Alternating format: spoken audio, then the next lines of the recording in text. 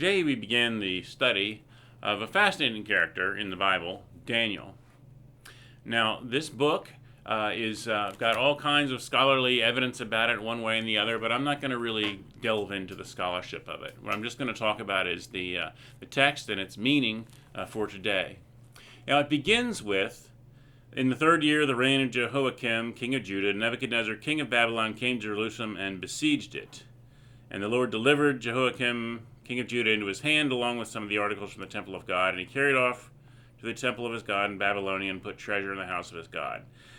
And then the king ordered that these young men, without any physical defect and some showing aptitude for every kind of learning, be brought to the king's palace. And so the whole world that Daniel began to grow up in as a young man crumbled. His nation was taken over. The temple was sacked, which was where they assumed that God lived, and he himself was taken away to a foreign land. And then he was put into their school so that he would learn their ways and be useful to them in being an advisor of the royal court in some way. Now, that is, catastrophic. And to come through that kind of an upheaval in one's life, it would definitely leave scars.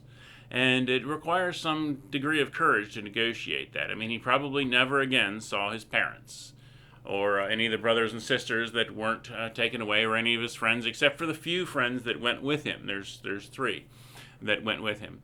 But here he is in this foreign land, and what is he going to do? Well, he goes ahead and goes to school, and he does excel in school, but he does draw a boundary. And it's an interesting boundary, not one that I would have chosen, but for him it was extremely important. It had to do with what food he was going to eat.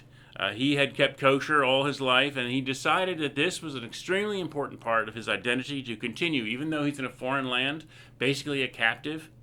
He puts down this boundary that he's not going to eat the royal food, which is not kosher, not even close.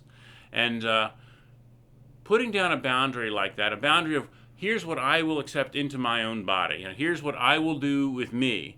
Those are the kind of boundaries that I think most people should respect, and I think religion definitely has the right to say, this is what I want to do with me. Religion does much less well when it says, and this is what I want everybody else to do too, whether you believe in my God or not. We do much less well. But the kind of boundary that Daniel lays down is what he's going to do for himself. And so he can't just do that. The royal food is brought to him, and so he has to convince the guard. And he does that by putting out a test that, I tell you what, you just give us vegetables and water and let everybody else eat all this rich, fancy food, and we'll see who looks better in a couple of weeks.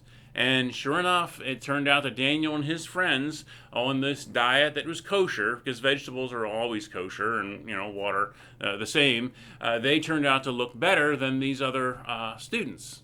And so he's able to hold to a boundary. He's able to hold on to a connection to his past, a connection to his religion, even though he's in a foreign place and undergoing all kinds of challenges. And there's just so many ways in which we, as people of faith, are being thrown into strange situations all the time, and still we can hold on to certain boundaries. We can hold on to what keeps our faith identity for us, and then as we live that out, perhaps people will see that, hey, the things that we do for ourselves, the way that we have chosen to live our lives, does indeed glorify God, and perhaps will show the way to others.